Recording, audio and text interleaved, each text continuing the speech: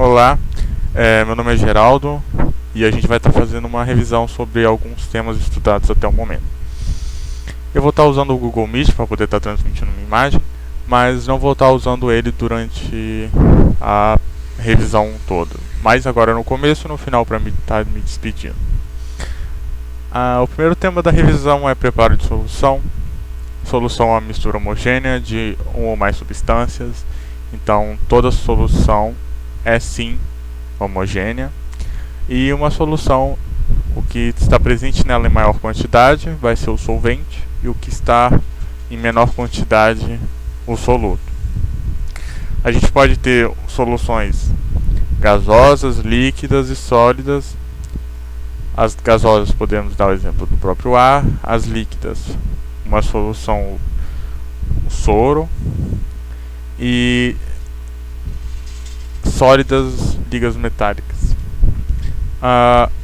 Algumas formas que se enquadram em solução são as de concentração comum, concentração molar ou molaridade e quantidade de matéria ao número de mol. Também podemos ter, se expressar uma solução em percentual e partes por milhão. A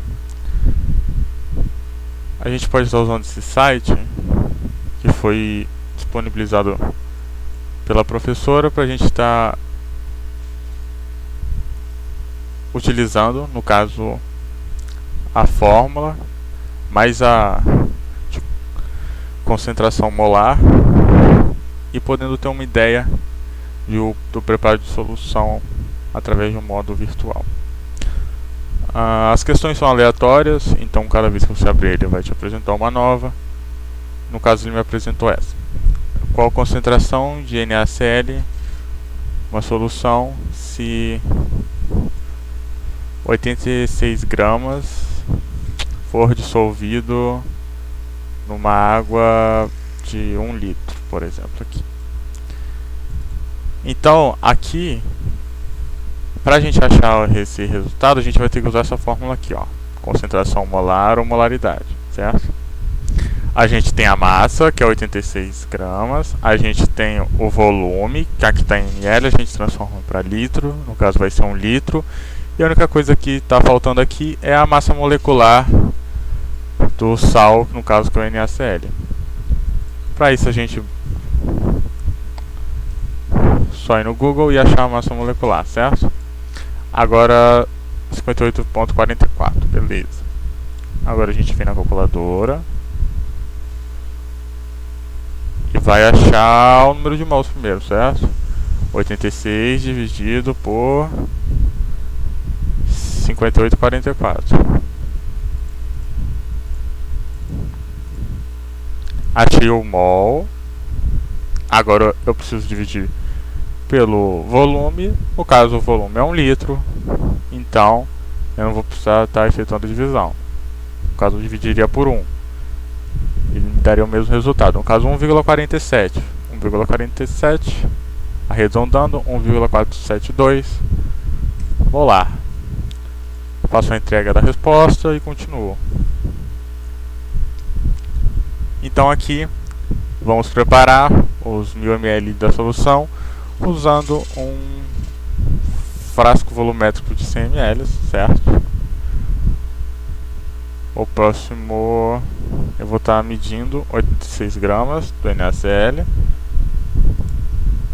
Próximo passo é dissolver, no caso eu vou jogar o NaCl no frasco com um pouco de água só. Vou misturar e acrescentar água.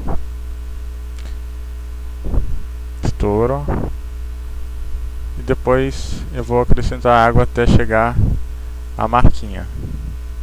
No caso aqui que vai ter 1 litro. A medição de 1 litro. Então o frasco só tem uma única medição, que seria de 1000 ml.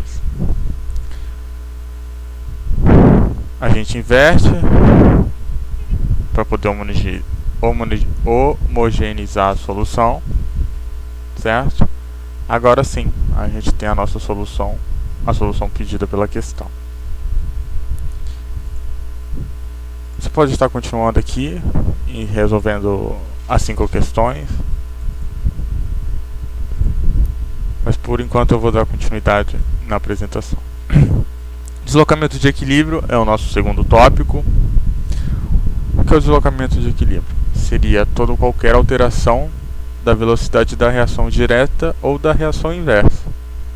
No caso, causaria modificações nas concentrações das substâncias, o que levaria ao sistema para um novo estado de equilíbrio. Ele se reajustaria para poder estar em equilíbrio novamente. Nesse caso aqui, eu tenho essa reação. A reação vinha de um equilíbrio já, e eu perturbei a reação. Quando eu perturbei a reação, colocando mais BR2, o que aconteceu? Eu tive um aumento na produção de cloreto de bromo, certo? Como eu tive um aumento na produção de cloreto de bromo, o meu cloreto, que não foi adicionado mais ao sistema, como foi adicionado de bromo, ele teve uma redução. Então eu consumi mais cloro, produzi mais cloreto de bromo. E o bromo que foi adicionado, ele também foi consumido ao decorrer do tempo, e depois de um período o sistema atingiu um novo ponto de equilíbrio, diferente do anterior, mas ainda um novo ponto de equilíbrio. Então, no caso, se você quiser produzir mais cloreto de bromo, você vai ter que retirar o cloreto de bromo quando chegar ao equilíbrio, para assim a produção dele ser maior, porque aqui ele vai ficar com a reação com a mesma velocidade nos dois sentidos. E em escala de industrial você não quer isso, então você sempre que está retirando o produto da reação, para que o lado direito, nesse caso, né, o lado em direção aos produtos, seja o lado mais rápido da reação. O terceiro tópico aqui seria efeito Tyndall. O efeito Tyndall é um efeito óptico de espalhamento ou dispersão da luz provocado por partículas de uma dispersão coloidal. O que seria isso? No caso dessa solução aqui, a gente tem uma solução de água e sal, e a gente pode ver que no meio do copo a gente não consegue perceber a claridade da luz, certo? Ela atravessa o copo e não deixa um rastro no meio aqui. Você não consegue perceber a claridade no meio do copo. O oposto da outra solução, que é uma solução de água e amido. Você consegue perceber um raio maior de luz, um rastro de luz. O meio do copo você consegue perceber uma claridade. Isso ocorre por causa do movimento browniano, que a luz ela não passaria de um lado para o outro em um único sentido. Ela ficaria se repelindo por causa do tamanho das partículas que estão suspensas na solução. Como as partículas são grandes, elas vão repelir a luz e vão fazer que a luz tenha um caminho conturbado. Isso dá a percepção da luz, o rastro da luz, certo? Avançando, então, a gente chega em solubilidade.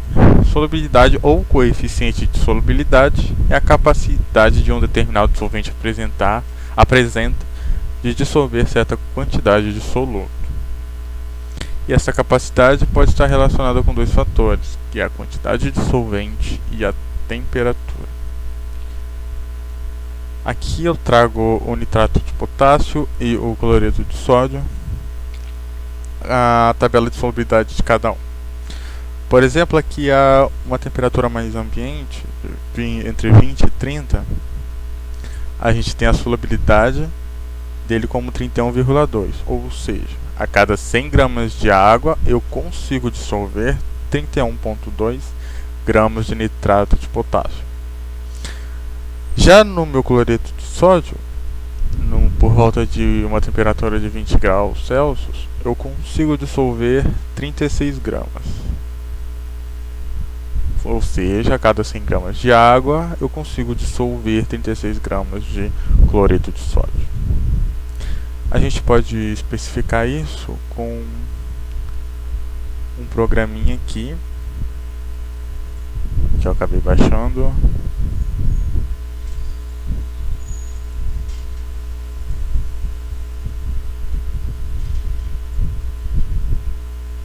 E tem um experimento bastante interessante que vai mostrar o efeito da temperatura na solubilidade. Então aqui a gente tem 3 beckers e cada um uma solução diferente. Um tem NaCl, o outro NaNO3 e o outro KNO3. Todos eles estão a 90 graus Celsius, certo? E eu vou abaixar todos eles, os 3, para 0 graus Celsius, ou seja, eles vão resfriar e a curva de solubilidade deles vai diminuir.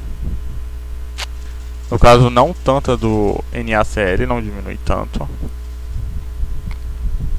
mas as outras soluções, a temperatura afeta muito a solubilidade deles. Ou seja, quando eu vou diminuindo a temperatura, eu vou criando corpo de fundo na solução, porque a solubilidade vai diminuindo. A capacidade do meu solvente, ela vai diminuindo.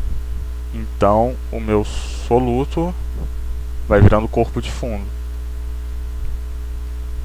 Então a gente pode ver que soluções são mais afetadas pela temperatura do que outras. Agora se eu jogo elas para o 90 de novo, aí o meu gráfico mostra de novo a subida. No caso, minha solubilidade aumenta.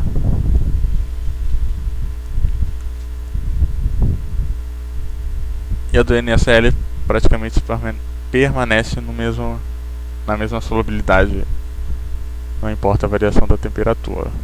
A diferença é bem pequena. Já nas outras a diferença é bem notável, certo? Voltando então para o nosso tópico.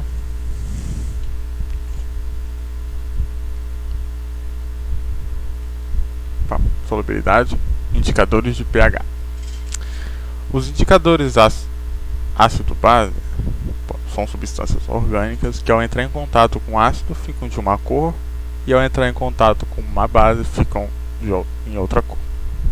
Assim a gente consegue notar se uma substância em análise ela está em estado ácido ou básico, mas isso depende do intervalo de viragem do indicador. Então cada indicador tem o seu ponto de viragem em uma determinada faixa de pH. Assim, se a gente quisesse ter uma noção melhor, a gente tem que analisar primeiro o indicador para ver se ele é compatível com o nosso experimento.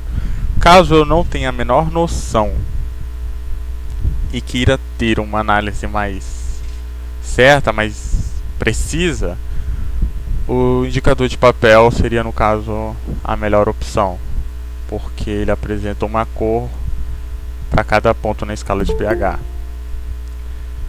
Em outros exemplos, né, como fenolftaleína, alaranjado de metila, papel tornassol, azul de bromotimol, eles teriam uma faixa mais fixa, ou seja, com a fenolftaleína seria incolor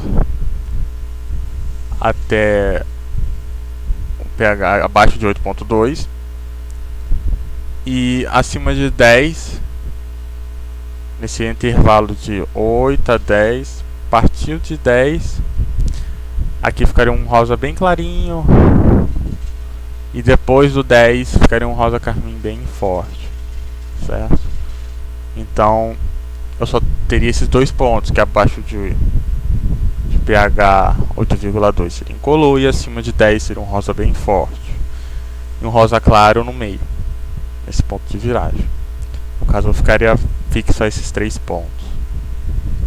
Já o meu indicador de pH papel não, me daria um pH com uma maior exatidão.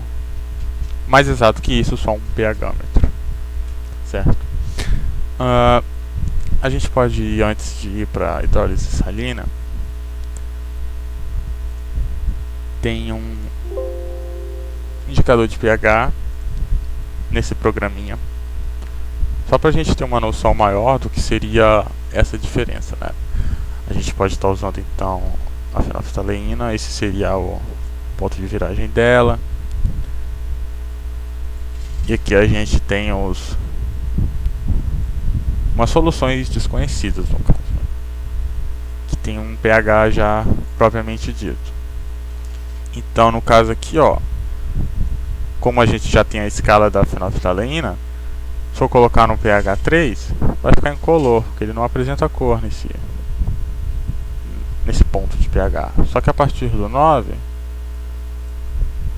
opa,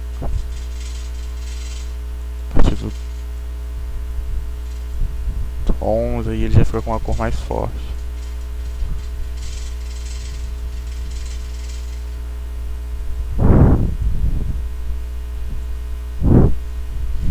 Pegar um frasco, esses aleatórios, que a gente não sabe qual o pH são. Usaria ela, não deu nada, então pH abaixo de 9. Aqui já deu um rosa mais clarinho, seria pH entre 9 e 10,5 por aqui, certo? Vamos atualizar. E vamos agora usar o universal.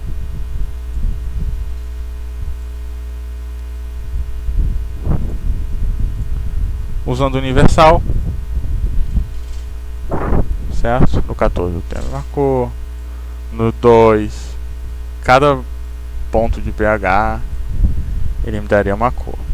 Vamos pegar então 2 aqui que não mostra o pH e vamos tentar descobrir. Olha, tem um pH por volta de 3 e esse outro desconhecido pH por volta de 10, certo?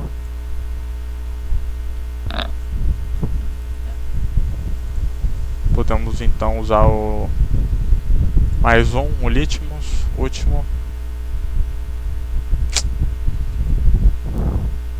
escala do litmus, 2 frascos desconhecidos, aplico no primeiro, meu pH entre 1 e 6, 6,5, esse aqui é o pH acima de 9, né?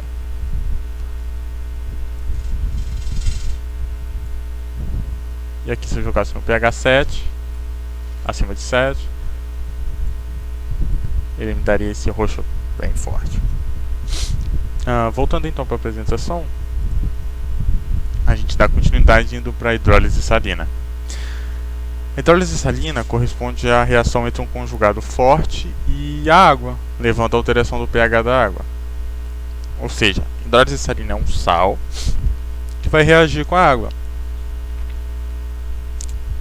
E vai, de acordo com a reação que ele faz, ele vai deixar um meio ácido ou básico. No primeiro caso a gente tem uma base conjugada forte, que é o NaCN. O NaCN é um sal, certo? A primeira reação é de dissociação dele, virando Na e Cn-. E a segunda é a reação dele, propriamente dita, com a água. O Cna- vai reagir com H+, vai fazer a ligação com H+, certo? E vai liberar hidroxila, no caso, deixando o meu meio básico. O H+ da água ele vai tirar 1 e vai se ligar com ele.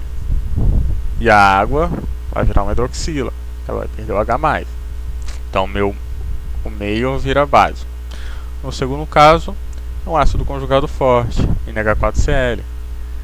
A dissociação dele na primeira reação, certo? No caso, uma solução. E aqui eu tenho ele, NH4+ e Cl-. Nesse caso, o NH4+, vai se ligar com a hidroxila e vai liberar H+, que no caso seria o que sobrou da reação dele com a água. Ele se ligou à hidroxila e liberou H+ no meio, deixando o meio ácido. Solução tampão. Solução tampão é uma solução que resiste bem à variação de pH.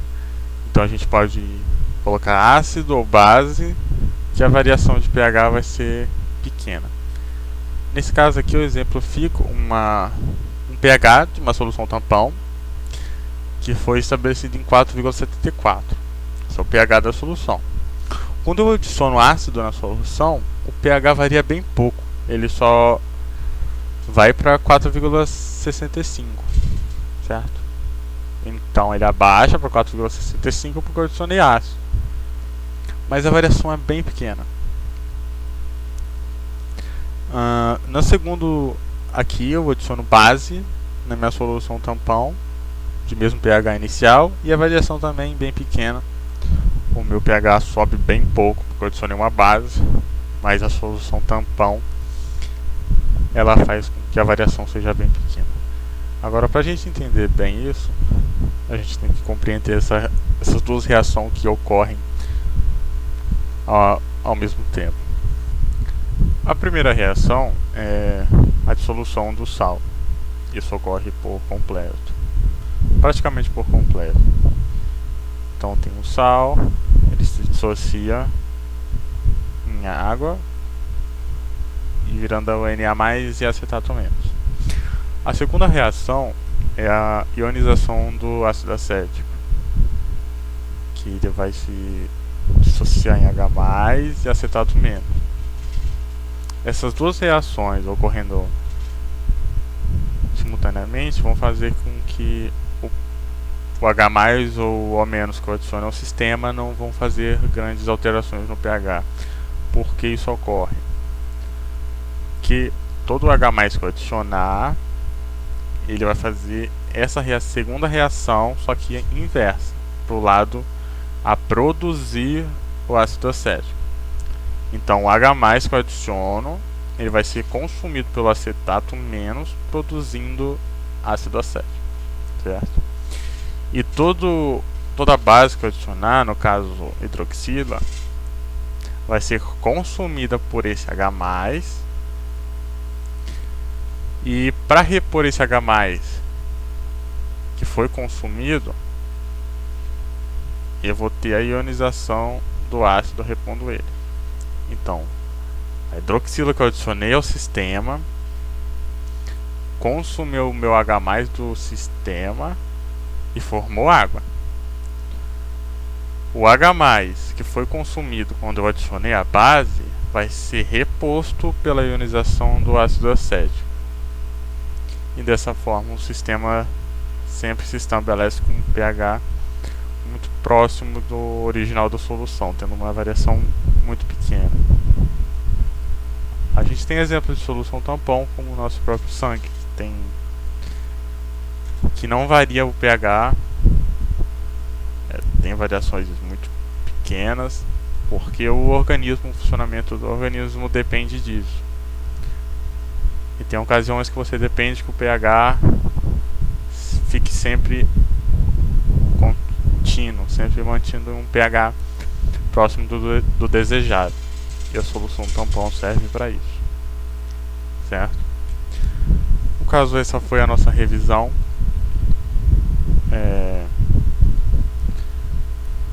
Vou estar encerrando aqui então a revisão dos tópicos abordados antes da marcha analítica.